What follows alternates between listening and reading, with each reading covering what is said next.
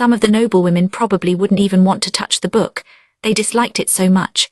Also, they were told to share the books with others. Some might ask their helpers to read the books to them, instead of reading them themselves. Now things were becoming clearer. Maomao started to understand what Jinchi was planning. The women who heard the story told it to other women. That's why even Xirola knew parts of it. Are we finished now? Yinghua asked, looking sad like a puppy who didn't get a treat. The book was closed, and Gyuan and Alan looked just as disappointed. More, I want to read more, Yinghua said with lots of energy. It wasn't easy to have fun in the back of the palace, so even one book could be really exciting. She heard from Master Gaoshun that a new book was being made. He said we'll get a copy when it's finished, Gyuan said. Yes, I know, but I want it now. Gyuan looked a little annoyed at Yinghua. Yinghua puffed out her cheeks like a fish. Alan held the book and studied it carefully. Is everything okay? Maomao asked. About this book, Alan began. Hongniang, who helped take care of Princess Lingli, was watching the three young ladies while they rested. When their work time was over, they would trade places and Hongniang could rest. We're the only helpers here, aren't we? And Lady Jyokai was kind enough to let us read this book. Doesn't it seem like a shame if only we get to enjoy it? Maomao thought she understood what Alan meant. When you find something cool, you want to tell others about it. That's just what people do. Maomao once found a very unusual snake she had never seen before, and she showed it to everyone she could find. They weren't very excited about it. It was likely the same feeling that made Alan want other people to read the book. The women who worked at the Jade Pavilion knew people in other parts of the palace, but Yinghua wanted to be careful. Let's wait, she said. I don't think we should show this to all the other palace women. We need to be careful. That's right, someone might lose it, Gyuan agreed. Okay, I guess so, Alan said, looking a little sad. Maomao reached for the book. Her idea might be a little unusual, but she thought it was okay considering what Jinchi wanted. What if you let them copy the book instead of giving them the original? Some ladies might not have what they needed to make a copy, but Alan worked closely with an important lady, and should be able to get the paper, brush, and everything else needed to copy the book. And if she didn't want to try or didn't have the money, that was okay. What? Alan asked, surprised by Maomao's idea. It might be hard to copy the pictures exactly, but you write very nicely, so copying the words shouldn't be a problem. The people who made the book would have liked it better if they bought another one, but when that wasn't possible, this was a good way to fix it. Alan might not be able to draw all the pictures for the book, but she could write a neat copy of the words, and that was the most important part. Oh, I understand now. Alan's eyes lit up. Wow, are you sure you want to do all that work? Yinghua, be nice, Gyuan said. Maomao carefully placed the book in front of Alan and went back to work. Their short break was almost finished, so they all needed to hurry or Hongniang would get angry.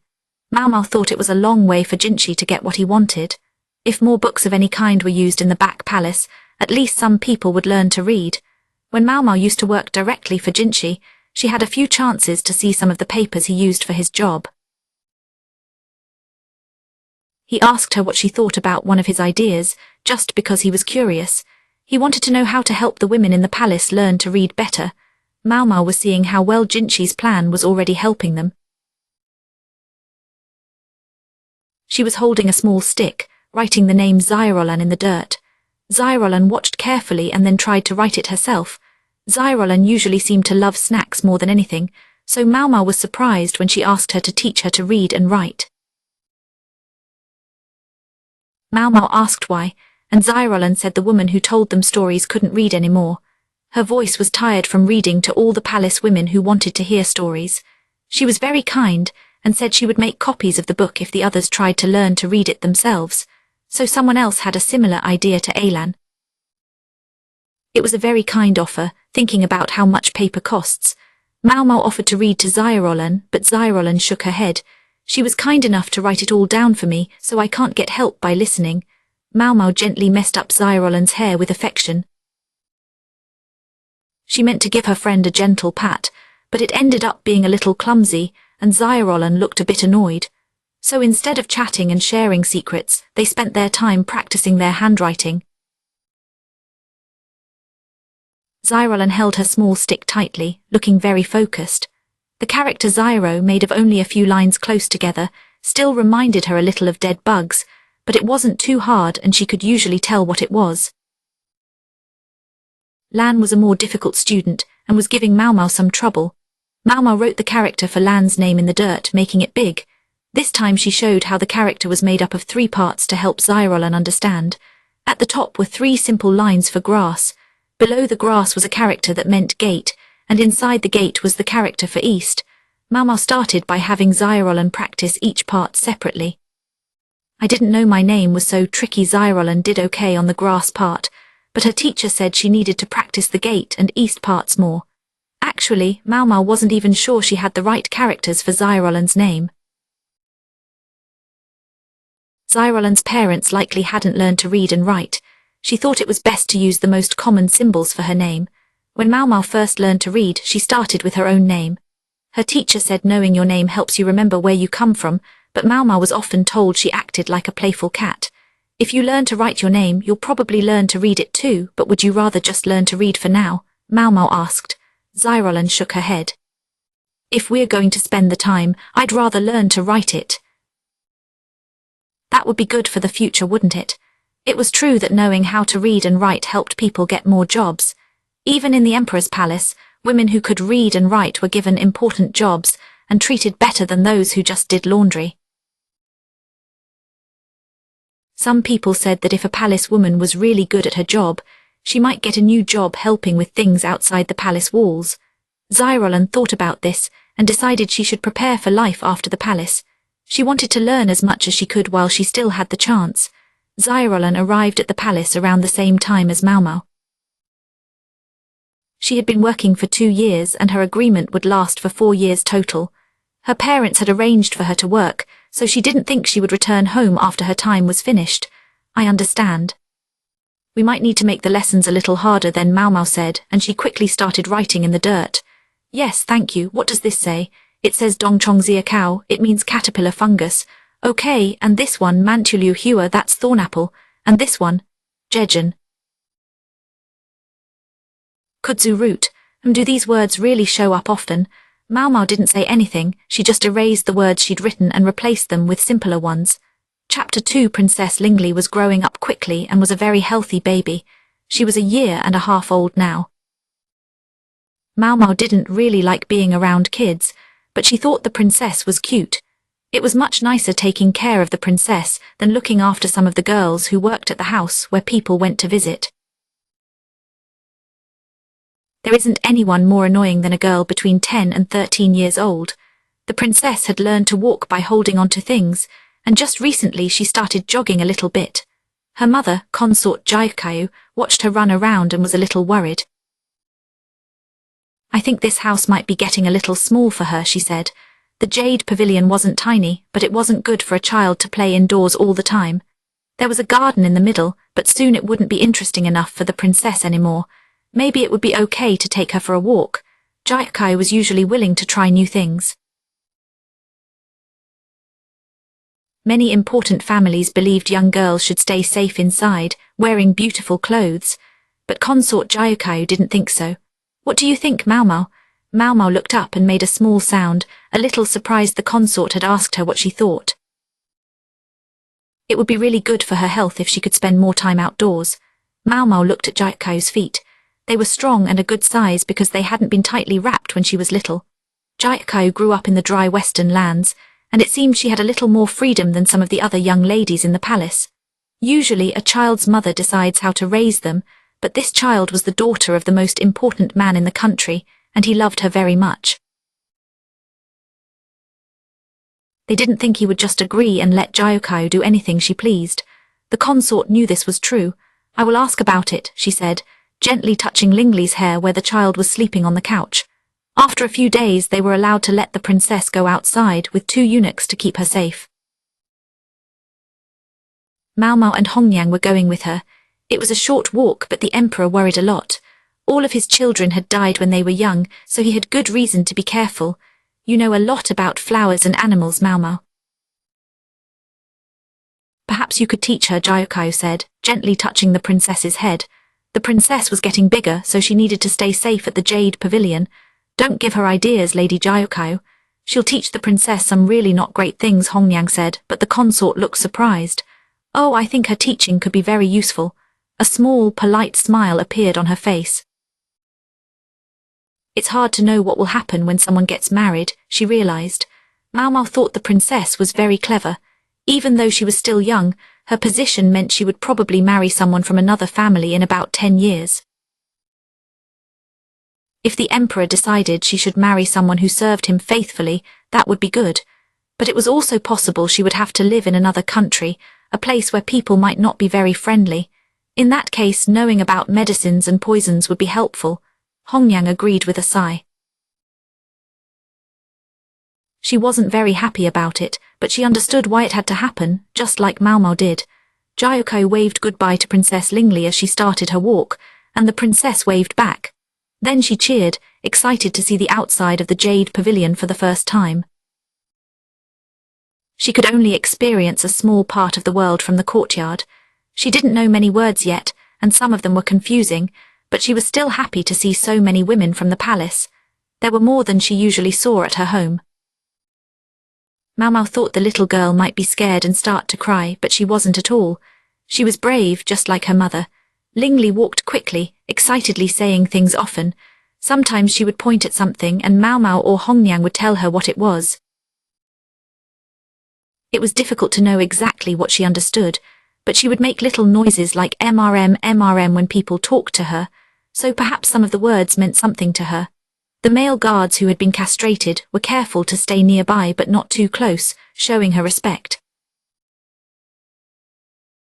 It wasn't common to see young kids in the back part of the palace. Lingli was the only one younger than 10 in the whole area, so she got a lot of attention from the women. Some smiled. Because they hadn't seen a child in a long time, others remembered she was a princess and stepped back to show respect, and some just looked at her without a special expression. The young princess didn't notice any of this yet, but as she got older, she would begin to understand what those looks meant. Hongyang, who was holding Lingli's hand, had a busy time keeping up with the princess as she quickly moved from one interesting thing to another, full of questions and excitement. They planned to walk to the cherry grove west of the Jade Pavilion, pick cherries, and then go home, but they kept getting sidetracked. Finally they saw the western gate, and Hongyang was happy they had reached their destination. They heard a loud cry that sounded like Aroa. It almost sounded like a baby, so Maomao and Hongyang thought it might be Lingli, but the princess was also looking around to see where the sound came from. Suddenly she ran quickly. Hongyang hurried after her as she looked between some storage buildings. "No, princess, do," Hongyang called. At the same time another sound came new. Before Lingli could disappear among the buildings, Maomao squeezed herself between the storehouses and said, "I'll go have a look." "Maomao," Hongyang said. "Meow meow," Lingli squealed at the same time.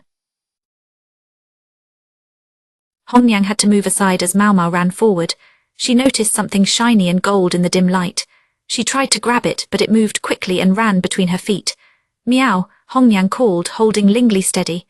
A small, dirty ball of fur came out from between the buildings.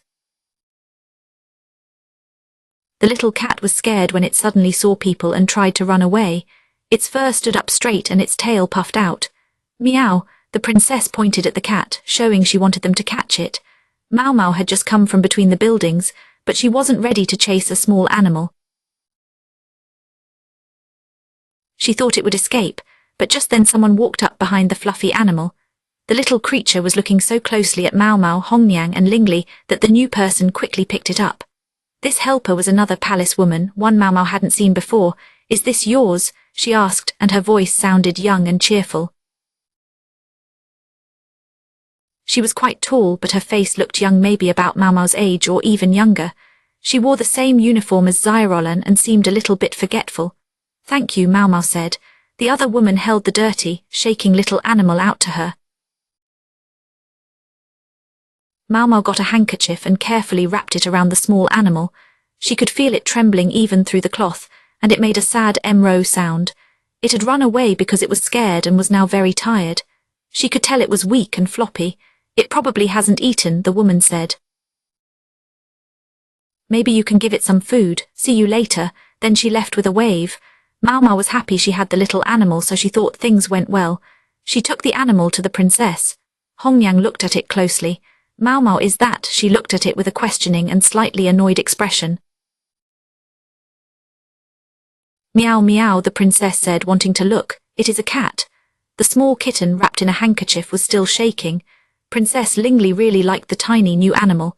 She kept asking Maomao to show it to her, saying meow meow, like the kitten, but Maomao knew Hongyang wouldn't let the princess touch the dirty little thing. They couldn't just let it do whatever it wanted, so they went back to the Jade Pavilion earlier than planned. Even though the princess really loved the kitten, it wasn't very clean and couldn't stay in the important lady's home. Finally, they gave the princess her favorite treat to keep her happy, while Maomao quickly took the kitten to the doctor's office. It seemed like the most sensible place to help, because the animal was going to die if no one did anything. Maomao was confused though. She knew animals often had babies during warmer months, but that usually happened outside the palace walls. There weren't many pets inside the palace walls. Some of the important women who lived there had birds from faraway places, but they kept the birds in cages. There weren't any dogs, cats, or other common pets to be seen. You needed special permission to have a pet, and pets couldn't be a male and a female together. If a male animal arrived, he was often fixed, just like people sometimes are. It might seem a little strong, but it was done to avoid any baby animals if the pets ever got loose. The back part of the palace needed to keep things tidy, so animals couldn't just have babies everywhere. They made a deal. Hongyang said the cat could stay for now, but the important people needed to know about it. That's interesting, the doctor said. He was very calm and didn't seem too worried about why Maomao had a cat with her. He noticed the cat was cold, which made him look a little sad. The doctor started to heat some water. When the water was warm, he poured it into a bottle, wrapped the bottle in a cloth and put it in the basket with the kitten. You really know how to help a cat. I've helped a lot of cats before. I once had a very cute calico cat. It was lucky that the kitten was also a calico. As they cleaned the dirt off its fur with a wet cloth, they saw the spots of reddish brown and black. The kitten had its baby teeth, but it was very skinny. Maomao could feel its ribs when she touched it. Do you have any milk? She asked. The kitten would do best with milk from its mother, but they didn't have much time to look for her. Maomao hadn't seen any other cats when they found the little kitten. I think I can get some milk, the doctor said and quickly went out of the room. He was the palace physician, so he could ask the kitchen for what he needed. While Maomao gently rubbed the hungry kitten with a cloth, she also picked off tiny fleas and dropped them into oil to get rid of them. She wanted to quickly wash the kitten in hot water to get rid of all the fleas, but the kitten was very weak, so gently wiping it down was the best she could do. After a few minutes, the doctor returned with a pot of warm liquid. They had goat's milk, thankfully. He offered the pot to Maomao. She dipped her finger in and it was just the right warmth. She wet her fingertip with the milk and then held it to the kitten's mouth. The little animal gently tasted her finger, sometimes nibbling and sometimes licking. It did this a few times and the duck watched them both with a happy look. What a cutie, he said. Maomao didn't want to ask for too much, especially since he was being so kind, but she decided to ask him for one more thing. Could we get some tripe? With so many people living in the palace, the kitchen had to kill several animals each day. They sometimes served sausage with meals, so Maomao knew they didn't waste any of the animal parts. Tripe. Oh, I guess so, but why? The kitten was very weak and needed time to get better before it could even drink milk from a dish. Giving it just a tiny bit at a time with my finger took a long time. Maomao had an idea to use some animal insides to make something like a mother's nipple. When she told the doctor about it, he quickly went to get some food. He was a very kind man. While he was gone, Maomao kept giving the little cat goat's milk until it was full.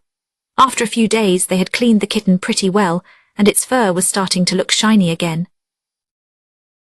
Maomao had wondered if the kitten would like the goat's milk, but it seemed to enjoy it very much. Usually they would have had to send the cat away from the palace quickly, but luckily, the night they found the kitten, the emperor had come to visit the Jade Pavilion. When he heard his young daughter constantly saying meow, meow, he knew he had to get her what made her happy. And who did he ask to take care of the cat? Maomao, of course, Her name already means cat, the emperor had said with a smile. They are a perfect pair. Maomao wasn't sure if she should laugh, but when Consort Jaikayu chuckled, Maomao smiled nicely. She thought she could give the kitten to the doctor soon. She had already mostly done that anyway. The princess couldn't play with the kitten yet because it still had a few fleas. Also, even though it was small, it was still a bit of a wild animal. Maomao told Lingli she could play with the kitten once it got a little better. When the kitten was strong enough, Maomao carefully washed it in a big bowl of water. It looked much cleaner right away, but the water turned grey when she used soap. The kitten's fur was still a little messy. When Maomao said the kitten's soft white fur would make a good writing brush, the doctor held the kitten close and shook his head. She was just making a funny suggestion, but soon she received 2 brand new brushes. She thought she got a good deal. After the kitten drank plenty of milk, they started giving it small pieces of chicken to eat.